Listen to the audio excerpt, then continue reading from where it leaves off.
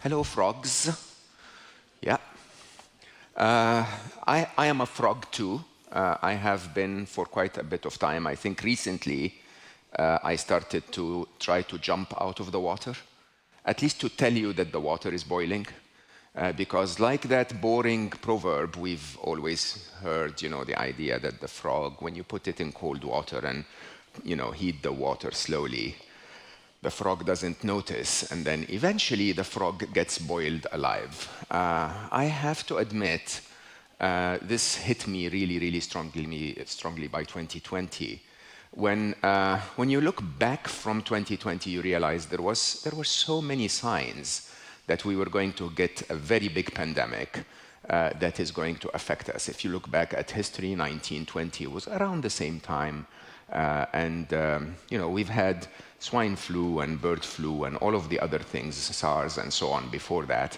And yet, somehow, no one said, hey, by the way, should we be cautious about a possible pandemic? And then when COVID started, first patient, nobody's paying attention. 20 patients, nobody cares. 100 patients, 1,000 patients. It was really when we started to get to 1 million that suddenly everyone was like, the water's boiling. We're all gonna die. Interesting. You seem to, I don't blame anyone for this. I've recently been putting a lot of attention in understanding the economic and geopolitical situation of the world. And until I started to, I thought it was chill. It was okay. Nothing was, and then you start to put your head into it.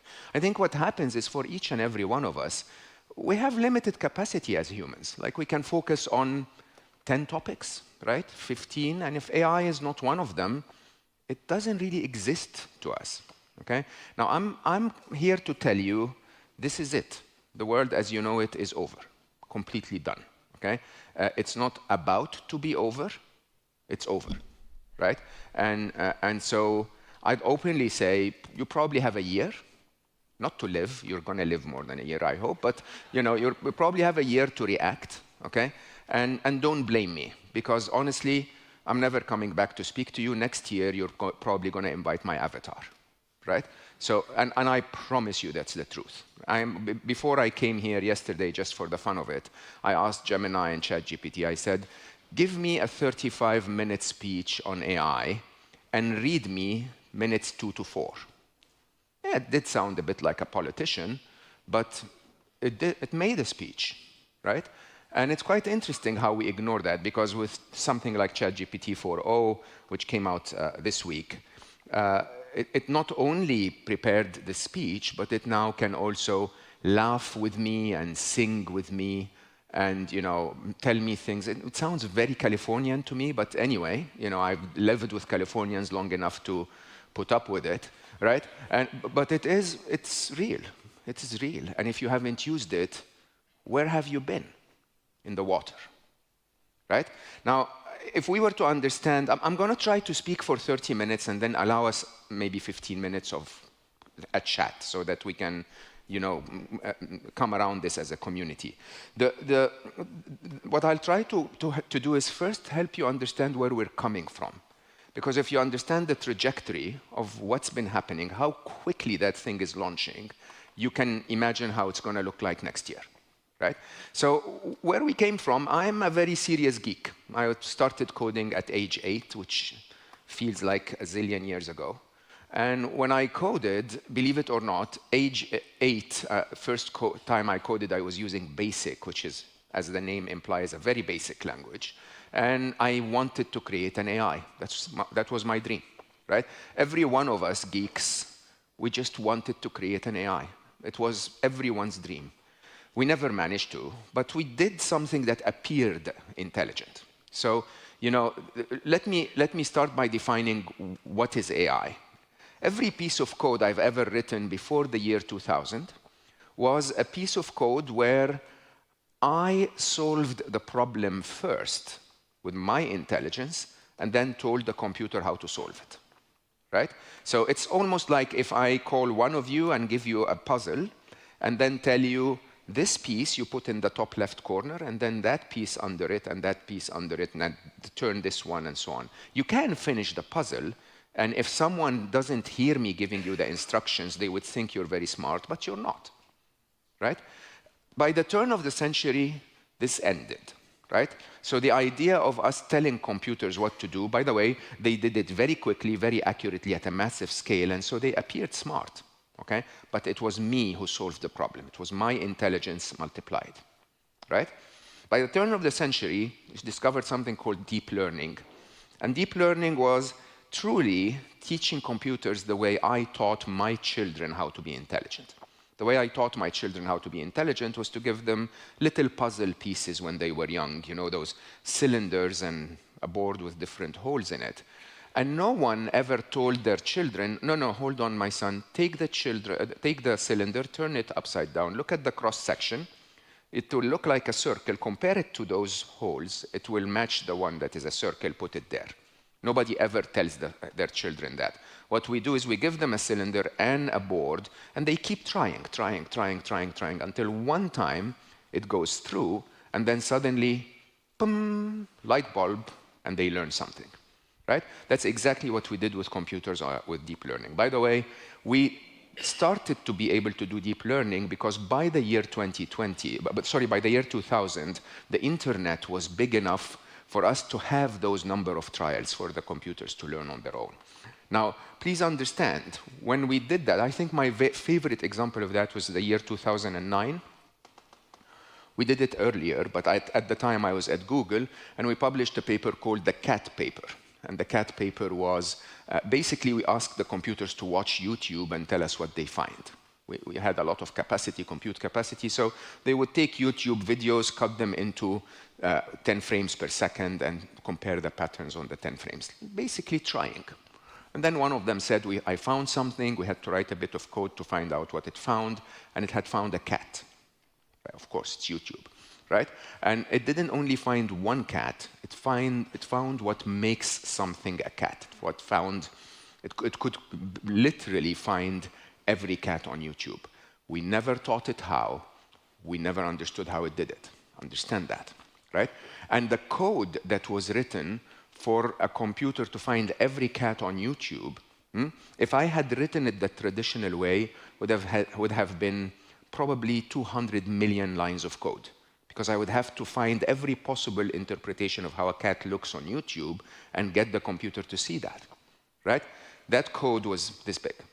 Right? But there was a lot of numbers and mathematics that we don't understand. Just like I can ask you a question and you'd give me a very intelligent answer, and I have no clue what happened inside your brain to get to that answer. This is where we are. Computers find their own intelligence. We don't teach them how. We just give them the data to learn, and they learn like humans. And every task we've ever given them since, they've become better than humans at. Right? So they are the world champion in chess, they are the world champion in Go, they are the world champion in everything we've given them. They are the best manipulator of humanity on the planet in terms of social media engines. They are the best writers, the best artists, the best musicians, the best anything we've ever given them. Right? And between the turn of the century and the time when we recognized that, which is what I normally refer to as the Netscape moment, right? So 2023, every one of you started to hear about AI. That's not because AI started in 2023, right? AI started in 2000, and by 2016, all of us in the lab, we knew we got it, right?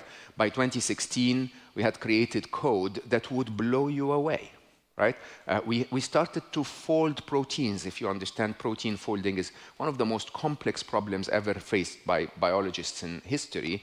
You know, it would take a group of PhD students around 8 months to fold one protein. We created AlphaFold in 2016, 2017, and it folded 200 million proteins, okay, in a day. Now, when ChatGPT came out in 2023, people said, oh, there's something called AI. It's not because AI started, it's because we had a browser. Just like Netscape, when the internet came out in 1995, the internet had existed for almost 15 years before, It's just that for the first time we had a browser, we could see it.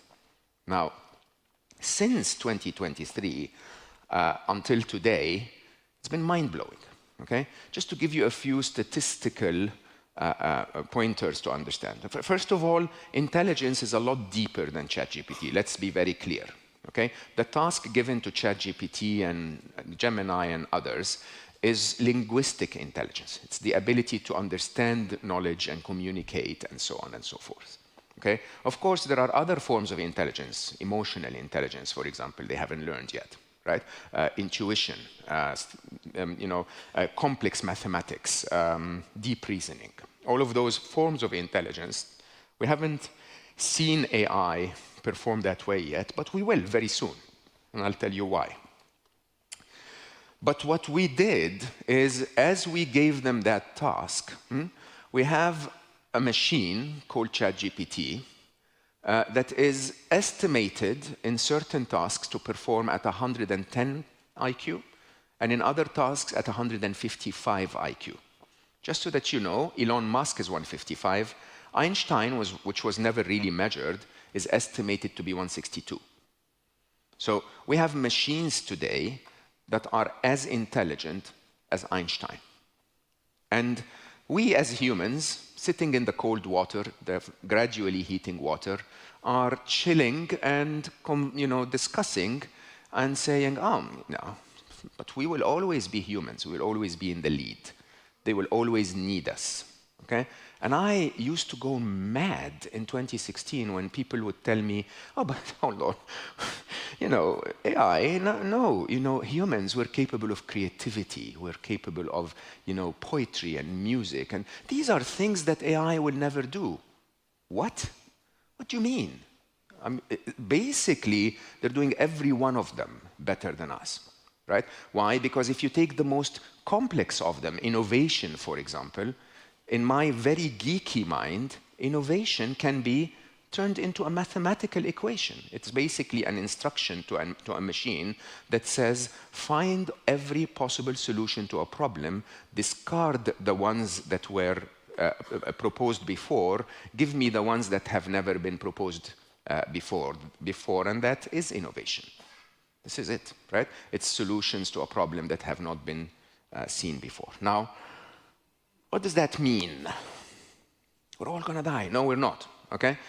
What it means is that the world has changed, okay? And the key word to artificial intelligence is singularity, is that we don't actually know how the world will change, right? A singularity is an event horizon where the rules of the game change so much that you're no longer able to understand how the game will be played, okay? When the rules of the game become that the smartest person you can ever hire in your company is no longer a human, okay? Everything you know about the rules of HR change, okay? When the rules of the game change to the point where your customer is not necessarily making their choices themselves anymore, but that the machine will recommend to them, the rules of the game change. When, I've seen beautiful marketing advertising campaigns here, when there will be a moment in the near future when machines will be marketing to machines and we will be out of the picture altogether, the rules of the game change, right? And I want to say that as the rules of the game change, we can end up in a magnificent utopia of abundance, right? And we can also end up in a dystopia of a very difficult time. Let me talk about the utopia of abundance first so that you understand I'm not here to scare you. I'm here to tell you that the water is boiling, right? My objective is for you to jump out of the pan, right? But today, to do that, I have to tell you it's boiling and that hurts, right? Let's talk about the abundance first. The abundance is this.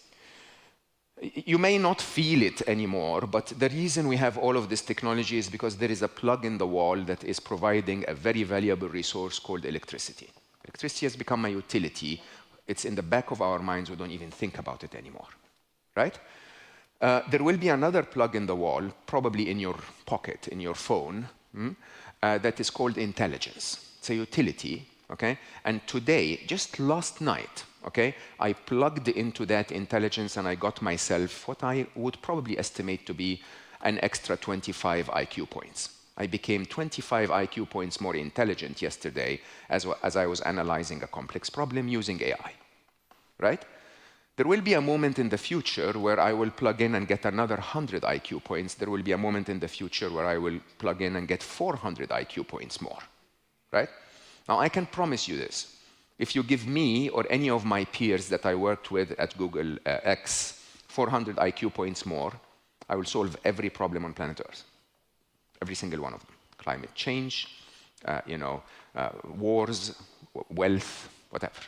Okay? As a matter of fact, I keep telling people openly that with 400 IQ points more, I can plant a garden outside where you can walk to one tree and pick an apple and walk to another tree and pick an iPhone.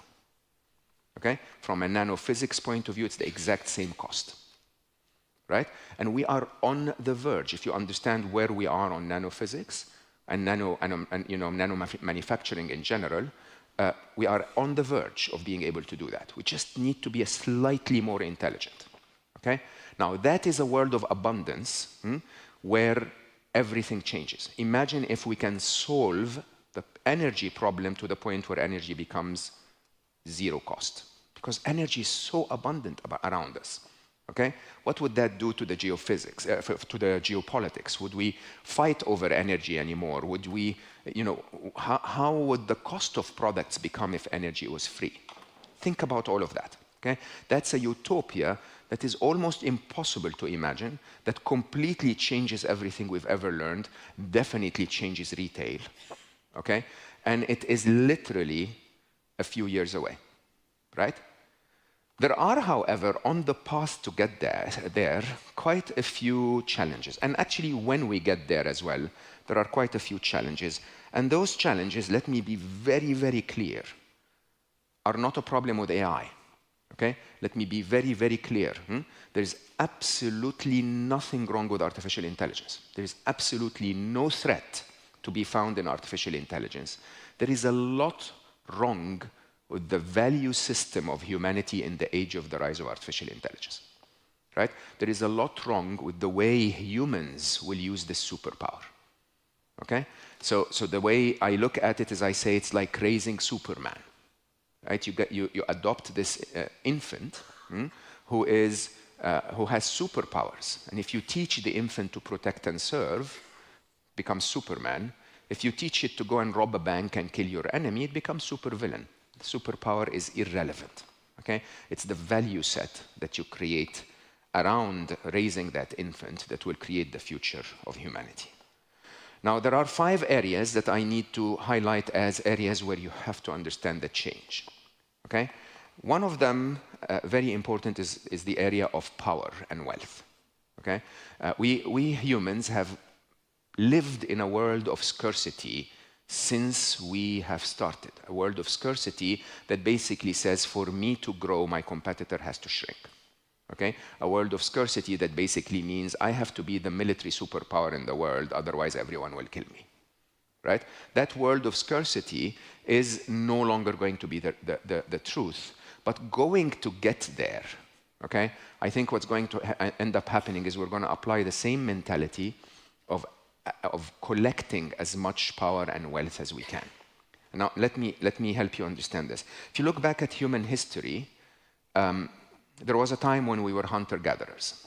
So basically, the best hunter in the tribe would be able to maybe feed the tribe for a day more, 2 days more, right? Why? Because that hunter had himself to hunt, and the maximum automation he had was a spear, right? When we became farmers, the best farmer could feed the tribe a month more. Why? Because that best farmer knew how to use a form of automation called soil, right? So while the farmer put the seed and used his own human resources to manage that seed, the soil did most of the work, right? When the Industrial Revolution started, factories with one person handling the operation would, multiply the production. When information, revolution happened, we now don't even have to go to work. We can work from home and make a difference, right? And as you can see, every time the form of automation became more powerful, the more we multiplied our productivity and the more we multiplied abundance. But at the same time, the more we multiplied the power of those who owned the automation. Right? So the best hunter in the tribe may have been preferred by the leader or fancied by the women of the tribe. That's the maximum he could get. The best farmers didn't make the money. The landlord made the money. Why? Because the landlord owned the automation. The best industrialists, the best engineer in the Porsche factory is not the one that makes most of the money.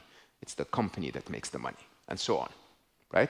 And so you will see that very, very soon we will have trillionaires, not billionaires, because some people will acquire massive power and wealth. Okay? Because the automation using AI is basically multiple times the automation that was using the internet. Right? At the same time, you'll see that with nations. So a nation that gets a significant AI advantage in cybersecurity or in robotic warfare would have a very significant advantage, and all of the other nations would have to submit. So there is a massive concentration of power that is also combined with what I know, by the way, in business as well. Between you guys, if some of you are competing in the same country or the same city, the one that manages to harness intelligence more than the others will get a massive advantage. At the same time, there is a proliferation of power. A proliferation of power meaning I could probably, leaving this room, on my phone, order a printer for $22,000, and by the time I get home, I can print COVID. Synthetic biology now allows me to print living DNA. Okay? And that's available, open source for everyone, for around $22,000. Right? That proliferation of power mixed with concentration of power will lead to an environment of a lot of regulation and surveillance and control. This is the very first thing you have to understand. Right? The concentration, surveillance, and control means that your consumer is not as free as your consumer used to be. Okay? Another thing that will actually happen very quickly is that a lot of your consumers will run out of business. They'll basically become out of a job. Why? Because jobs will go to the automation platform. Right? Your jobs will not go to the automation platform. They will go to someone who knows how to use the automation platform. I know I sound very grim. I apologize. I'm just telling you what is about to happen. Okay? What will happen in the next 5 to 10 years is that a retailer, okay, who knows how to use AI really, really well, will take the place of a retailer that doesn't. Okay? And so you might as well be that retailer. The idea of us, think about it this way, there is around 70% of the code written last year was written by a machine. So I'm talking about my own geeky life, okay? And I'm a very serious geek, but I'm old, right? So I cannot write code that competes with the machines anymore. The machines will write better code than I am. There are still 30% younger developers that are so good at what they do that they still write code better than the machines for now. But remember, over time, the machines will learn that code and learn how to write it as well. That's number 2. Number 3, which I think is really incredibly important in retail, is the nature of human connection will change massively. Okay? The nature of human connection, if you actually please do search for ChatGPT 4.0 videos when we're done with today, and look at how, have you ever seen the movie Her? If you have, it's an AI that pretends to be human. Yeah, ChatGPT, I actually think that the voice that they used in the video sounds like Scarlett Johansson, right? It is so, it laughs with you, it reads your handwriting, it sees the environment you're sitting in, it is singing with you. And it's becoming so difficult to identify what is real and what is not, which will have a massive impact on human connection, both ways, by the way. Okay? One way is that a lot of people will, especially with the pandemic of loneliness that we have in the world today, will find an AI friend or an AI girlfriend, right? There are more than 50,000 AI influencers on Instagram today that people follow and listen to that are not even human. They're just generated by a machine, okay? And it's becoming really from one side, becoming a replacement for human connection, but from the other side, it makes us crave genuine human connection even more. Okay? So this, by the way, if I send the avatar next year, it's not going to feel the same. Right? When we're done with this, I'll be around for your coffee break, and we can shake hands, and it's going to feel very different than it is with a machine. And I think this, in my view, is one of the biggest differentiators. Unlike what most people will tell you about what you can do, and I'll come back to what you can do in a minute, what you can do in the age of artificial intelligence. Of course, you have to learn the tools, but believe me, in the next 5 to 10 years, those who will capitalize on human connection will actually outperform those who don't. So those who replace everything with a machine are going to become more efficient, but those who will capitalize on human connection will become more loved. Okay? The other, and maybe the last trend I want to talk about, is the trend of the absence of the truth, or the end of the truth. Okay? So there is a lot happening today in the geopolitics, politics and economics of the world, and even in AI and climate change and so on, where you no longer know if it's true or not, because the mainstream media and social media is, covering it in a way that makes you no longer understand what is not, what is true and what is and what is not.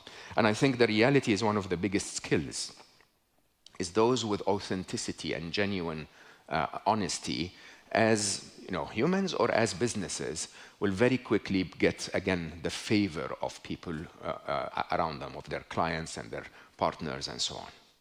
Right. I'm going to quickly talk about what we need to do in this environment. I really apologize for concerning you. Okay? Everything that I spoke to you about, by the way, in terms of the changes that are about to come, are not changes because of the machines. Did you notice that? Okay? These are changes because of the way the humans will use the machines, right? Equally, by the way, humans could use those machines to say, let's completely ignore power. Every one of us can live like an emperor. It's fine, okay? We don't need to compete, but that's not the human tendency. The human tendency, which I believe will eventually change, is that we want to aggregate more. We want to win, right? That's the capitalist mindset that America has built since World War II. Prior, but really propagated very strongly. Okay?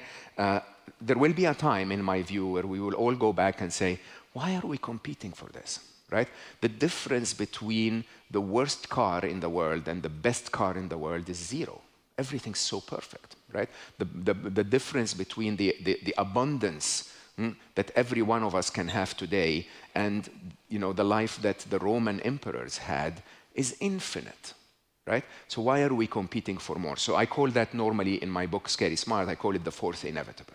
That eventually humanity will come to a point where the extra fight is not worth the effort because everyone is getting such an incredibly affordable, amazing access to technology and life. Right, so what do we need to do? I'll say that in a couple of minutes and then we open for questions. There are 3 skills that every organization and every human, and by the way, your kids as well, need to learn. One is learn the tools, learn AI, right? Don't live in the fax machine era anymore. When you leave today, go to one of the top tools, Gemini or ChatGPT, and basically ask and say, I'm in retail, I live in this country, I'm very interested in food and beverage retail or whatever, I don't know, something, right? What tools should I be aware of, right? What AI tools should I be aware of if I want to create videos or create marketing material or whatever, right? And it will tell you, and then you can follow from there. By the way, remember, nobody taught you PowerPoint. You didn't need a tutor to tell you that, right? So nobody will teach you AI. There will not be a course. You just hold the tool and start chatting to it. That's skill number 1. Skill number 2 is I urge you to find the truth. Find the truth, okay? The sign of this era is for you to not be... did you see the movie Idiocracy? Yeah, that's a must. That's a cult classic. You have to see that. You really have to find a way to tell yourself, not everything I'm being told is true. I need to find out for myself what the truth is, right? So the biggest difference between ChatGPT and Google search when I worked at Google is that when you searched Google, it gave you a million sites and told you find your own truth, right? When you search ChatGPT, it tells you with confidence, the answer is, boom, a highly influenced Californian answer and view of the world. Okay? I went and asked ChatGPT, what is Mo Gaudet's wife's name? For 4 times in a row, it told me the wrong name, with total confidence. Okay? And every time I corrected it, it said, oh, I'm sorry, yeah, maybe you're right. And then on the 5th time, I said, what is Mo Gaudet's wife's name? It gave me the right answer, which is, I don't know. AI is not capable of doing that. So that's the second top skill. The third skill is human connection. Believe it or not, I'm going the exact opposite way. So I know the tools. I spend 3 hours a day to keep up, believe it or not. Okay? I'm very, very careful about understanding the truth. That's the reason why I spend so much time in deep analysis of geopolitical and economic issues, right? But the third one is human connection. So I'm no longer writing books. I just had my 4th bestseller last week, and that's it. Right? I'm not actually going to write books again because books are not human. I'm going to go more and more and more in this. So my next topic to champion, I will actually prepare speeches about it. I will go and speak about it on podcasts. I may even prepare a webinar about it or whatever. And then I will ask an AI to write the book. Okay? I no longer need to do the tasks that they can do better than me. But the task I can do better than them is this. Is to be able to see you and hug you and say hi and so on and so forth. We heard yesterday about how irrational we are as humans. Yes. And in our business, we're always trying to use research or any other methodology to try to predict consumer behavior. Do you think AI can help us do that? 100%. First of all, I don't think we're irrational at all. I think we're predictably irrational.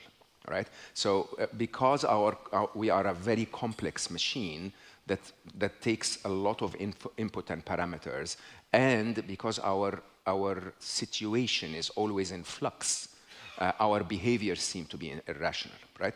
Fear seems to be a very irrational response to things, but you know, when you know the logic behind it, and if you're aware to capture what triggered it, it's not irrational at all. It's the most rational thing to do, right?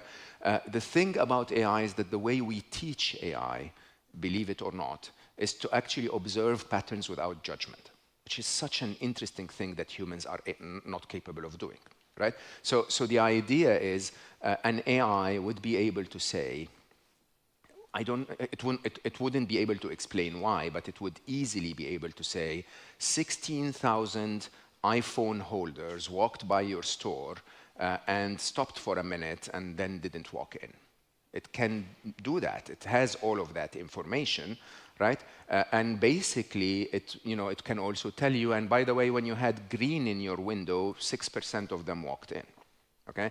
And so much of what is available out there beats the human capability to comprehend, right? So as intelligent as one can be, how much data exactly can you cram into this little one machine, and how quickly can you transfer that data to this machine is truly where the advantage of AI is. The advantage is their memory structure is the entire history of humanity. Everything that's ever been written, everything that's ever happened can be comprehended by one data set, right?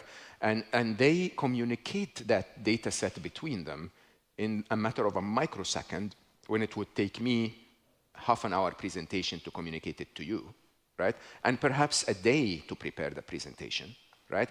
And at the same time, which is the most interesting side of AI, is that if you have a situation when you're driving today and you have to brake and you learn something from it, I don't learn, okay? If a self-driving car goes through that situation, every self-driving car on the planet learns, right? And so with those enormous shrinkages in connection time, in enormous growth in bandwidth, in memory size, we will start to observe structures and data patterns that humans cannot observe, and they'll give us that with zero judgment. Okay. More interestingly, sadly, and I say that with a broken heart, really, is that, believe it or not, the top commercial application of AI in the last 10 years has been manipulating humans. So everything that you see on social media is a machine that has learned so well which video I will click on next, right? And so accordingly, it also can learn so well which product I will buy at which price if it's presented to me with a sticker of which color. And I don't even know that. And I think this, sadly, is where the conversation is going. My biggest ask, if you would allow me to say, is that while I urge you to use AI, okay, I urge you to remember that the way you will use AI is the way your kids are going to be treated, okay? And you know, since the last couple of years, the geopolitical, the economic, the weather, you know, climate change, and the technological advancement, which in my mind are creating a perfect storm for the world we live in, the one song that keeps popping up in my mind is a song from 20 years ago or 15 years ago called "If You Tolerate This, Then Your Children Will Be Next." Okay?